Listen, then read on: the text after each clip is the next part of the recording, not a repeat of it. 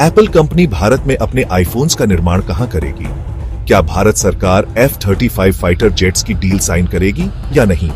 चीन के साथ ट्रेड वॉर का भविष्य क्या होगा?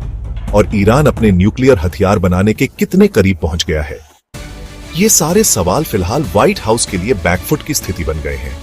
और जब असली वक्त आया यूक्रेन का साथ देने का, तो अमेरिका पीछे हटता नजर आया। यानी एक तरह से अमेरिका घबराया हुआ दिखाई दे रहा है। दरअसल यूक्रेन ने हाल ही में एक ऐसा मिलिट्री ऑपरेशन अंजाम दिया है जिससे पूरी दुनिया में हलचल मच गई है।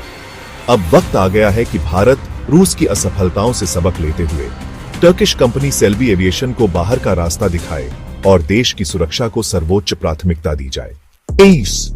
रूस यूक्रेन युद्ध, जो फरवरी 2022 में शुरू हुआ था, अब अपने सबसे निर्णायक मोड़ पर पहुंच गया है। और इस बार का यूक्रेनी हमला इतना बड़ा था कि खुद रूस को भी यकीन नहीं हुआ। यूक्रेन ने स्पाइडर वेब नाम से एक ऑपरेशन लॉन्च किया, जिसमें 117 छोटे छोटे ड्रोन ट्रक्स और कंटेनर्स के जरिए रूस की सीमा के भीतर 5000 किलोमीटर तक अंदर घुसाए गए। इन ड्रोन हमलों में रूस के Tu-95 strategic nuclear bombers, early warning aircrafts और यहां तक कि बैलिस्टिक मिसाइल निर्माण फैक्ट्री को भी निशाना बनाया गया। यह हमला इतना बड़ा था कि वर्ल्ड वॉर 2 के बाद रूस पर हुआ सबसे व्यापक नुकसान कहा जा रहा है। मीडिया रिपोर्ट्स के मुताबिक 40 एयरक्राफ्ट्स का नुकसान और करीब $7 बिलियन का आर्थिक घाटा हुआ है। और हैरानी की बात यह है कि यूक्रेन ने दावा किया है कि इस ऑपरेशन की प्लानिंग रूस की FSB हेडक्वार्टर्स के बिल्कुल बाहर एक अस्थायी ऑफिस से की गई, यानी रूस के इंटेलिजेंस सिस्टम की सीधी नाकामी। अब सवाल उठता है कि क्या अमेरिका इस हमले में शामिल था? अमेरिका ने इस ऑपरेशन से तुरंत खुद को अलग कर लिया, ये कहते हुए कि उसे इस हमले की पहले से कोई जानकारी नहीं थी। लेकिन क्या यह सच है? दुनिया जानती है कि इतने बड़े ऑपरेशन की प्लानिंग और टेक्निकल सहायता अमेरिका के बिना संभव नहीं।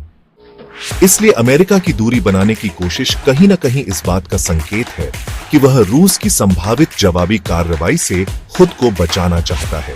रूसी राष्ट्रपति व्लादिमीर पुतिन के सब्र का यह सबसे कठिन इम्तिहान है। और इस बार अगर रिएक्शन आया तो या तो यह केमिकल हथियारों के रूप में होगा या फिर इससे भी बड़ा। अब बात भारत की। जिस तरह से यूक्रेन ने छोटे ड्रोन और ट्रकों के जरिए रूस की सीमा में घुसकर हमला किया, वैसी ही रणनीति भारत के खिलाफ भी इस्तेमाल की जा सकती है। खासकर भारत नेपाल और भारत बांग्लादेश सीमा के जरिए, जहां पर रोजाना सैकड़ों ट्रक मूवमेंट होते हैं। इसलिए भारतीय सेना और इंटेलिजेंस को न केवल लैंड बॉर्डर्स बल्कि एयरपोर्ट्स और सीपोर्ट्स पर भी हाई अलर्ट पर रहना होगा। क्योंकि जब कोई नई टेक्निक असरदार साबित होती है तो आतंकी संगठन सबसे पहले उसे कॉपी करने की कोशिश करते हैं। और सबसे जरूरी बात, अब भारत में कार्गो और ग्राउंड हैंडलिंग जैसी संवेदनशील सेवाओं के लिए किसी भी विदेशी कंपनी, खासकर टर्की जैसी देश की कंपनी को जिम्मेदारी देना सीधे तौर पर सुरक्षा के साथ खिलवाड़ होगा। इस मुद्दे पर भारत की अदालतों को भी सतर्क और सजग होना होगा। उम्मीद है कि हाई कोर्ट्स सरकार के उस फैसले को बरकरार रखेंगे जिसमें टर्किश कंपनी का सिक्योरिटी लाइसेंस रद्द कर दिया गया है। क्योंकि अगर हम दूसरों की गलतियों से भी नहीं सीखेंगे तो सबसे बड़ी भूल हम ही करेंगे। आपकी राय क्या है? क्या यूक्रेन ने यह हमला अकेले किया या अमेरिका की भी भूमिका थी?